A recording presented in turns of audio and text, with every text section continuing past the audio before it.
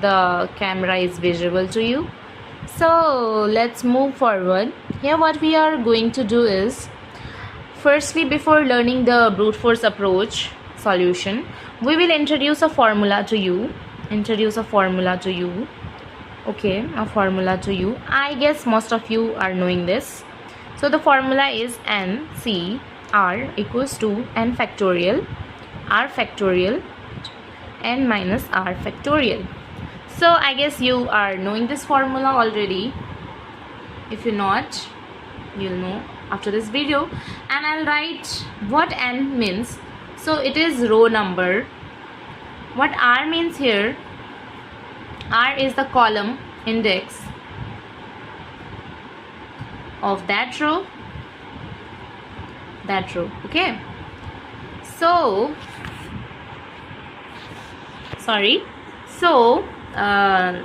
if we take an example, what we will see here is, if we have row equals to 4 and column equals to 2, then we'll write it 4C2. So what we will get here, after calculating all this thing, we will get here 6. So this is the basic example. Now let's start the brute force approach. So what is the condition here? So here what happens is, we don't know the previous how many rows are there, we don't know anything. So instead what we do is, for every element we calculate using this formula, NCR formulas and factorials. This is why it is a brute force approach, because we keep recalculating everything even if repeated, and obviously it will have a huge time complexity and space complexity, and we always want the best reduced form of time complexity, space complexity. So this is a brute force solution. Basically we will be using factorial over here. Now let's move to the code. We already know our code will consist this. If you are on lead code solving the problem, this is already given, you need not write all these things. Okay, so what we will take long factorial, as we have to find factorial here. So we'll take this and we are inputting here like this, as we will need factorial to calculate NCR. So what is factorial? Factorial does is just multiplying all numbers up to n. Okay, so if we will take an example, suppose we'll have to find a factorial of 4. So what is factorial? 1 into 2 into 3 into 4. And what is it? 4 is a 12, 24. So the total answer will be, so the factorial will be 24. So this is how we calculate factorial of the number. Now let's move forward. So I can expect, I guess, that you already know the code for factorial as you are walking through GSA. So we know how to calculate the factorial. We have taken this and we'll store long result as 1. Again we'll carry out a loop, and the loop will consist from int I equals to 2 to I less than equals to n and I plus plus. We are moving forward. Then we will store the result equals to like this. Then we'll return the result. As the result is returned, we'll close the loop. So here in this line, what we did, in this we wrote a helper method to compute the factorial.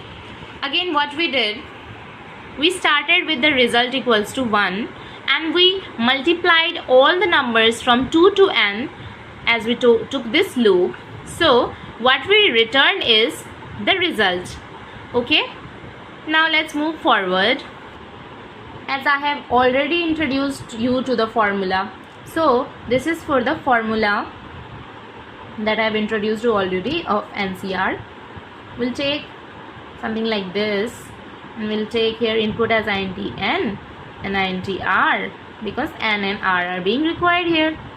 So we'll take the input inside it.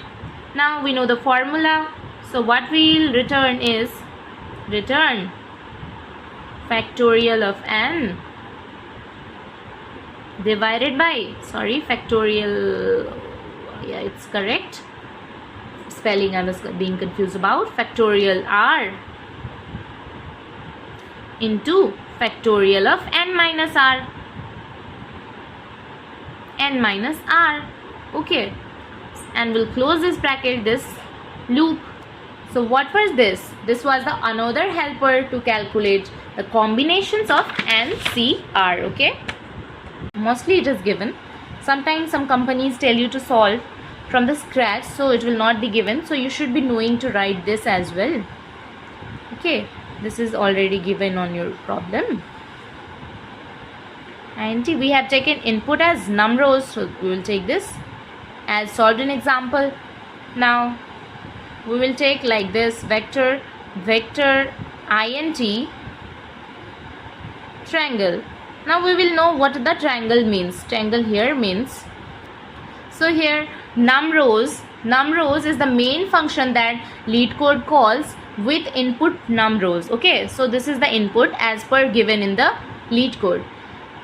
Here what it does is, it prepares a notebook. Okay, notebook, we'll take it as a notebook, triangle, named triangle, to store all the rows. Now we will take a loop that goes from int I equals to 0, I less than num rows, okay, number of rows, and I plus plus. Like in example, we took 5 rows, right? So the row starts from row 0 and the last row is row nums rows minus 1. Okay, or we can write it as nums row. As we have taken the example of notebook, now we will write the next line. So let's imagine the teacher is opening or writing in a notebook. Okay, so what the teacher does, for each row she opens a new blank page, that is a row. For each row it opens a new blank page of the notebook, so like this. Okay, again there will be another loop for int j equals to 0, j less than equals to I, j plus plus. What is happening here? Inside each row, what the teacher does, she fills all positions from column 0 to column 1. So she fills all position from column 0 to column 1 in this loop. Now what she does next is, she calculates the value using NCR formula and write it down in the row. So what she does, row dot pushback, will use the pushback function that is available in the C++. She pushes back. Okay, sorry, like this. For each position of I and j, she calculates the value using NCR formula over here and write it down in the row. This for loop is closed. Next, what she does, she opens the notebook. This was our notebook, right? Triangle. And she push back row. That means what she does here is, she adds the row to the triangle, to the notebook. And what she returns? She returns the triangle. She returns the triangle. This she returns the notebook. Okay. Here, after finishing one row, she pastes it into the triangle. And she returns the triangle. After all rows are written, she gives back to the completed Pascal triangle as the output. So this is what happening in the brute force approach.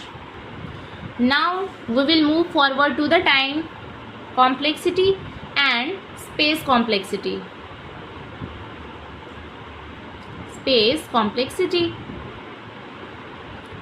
So okay, we will again imagine this as a story so that you will never forget it.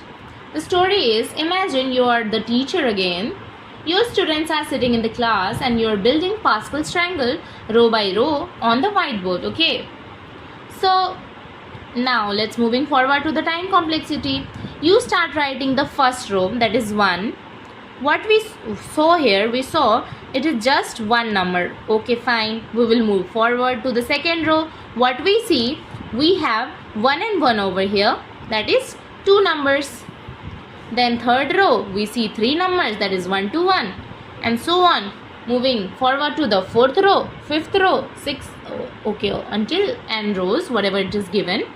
So we see on the fourth row there is 1, 3, 3, 1, as we have seen in the example. Similarly in the fifth row, and so on we go moving forward. So what we see here, to finish row n, okay, dot up to n, to finish up to row n, what we see is in total we have to move like this, 1, 2, 3, 4, dot up to n.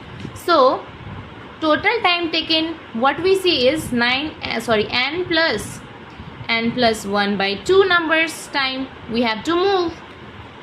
So in our brute force approach, the time grows like a triangle. If I make n rows, I end up writing about n square per n number. Okay, order of n square per n number. Okay, we can write this like order of n square. So this is the time complexity. Time complexity here is order of n square. Now moving towards the space complexity. Space complexity, what we see is the main space over here. In our example of teacher student, we have a whiteboard. So you are not erasing old rows over here. Old rows already exist over here. What we do is you keep all the rows visible on the whiteboard until the end. Whiteboard, sorry. Row 1 has 1 element, row 2 has 2 elements, row n has n elements. So the board is storing the same triangle shape as over. So again the space complexity is equal to 1 plus 2 plus 3 dot up to n. So this is also order of n square. The whiteboard fills up with n square number in total. So our storage requirement this much. Okay. That's why, yeah, one thing we missed was we are taking some order of 1 extra space for the time, space complexity also. While writing each new row, you only look at the row above. Okay, we only look at the, suppose we have above this 2, so to write new we write 3 like this. So we are only looking at the row above. We don't need a separate notebook or huge scratch space, just a few variables to add 2 numbers. So we will add order of 1 to this. So total space complexity is order of n square plus order of 1. So this is the brute force approach.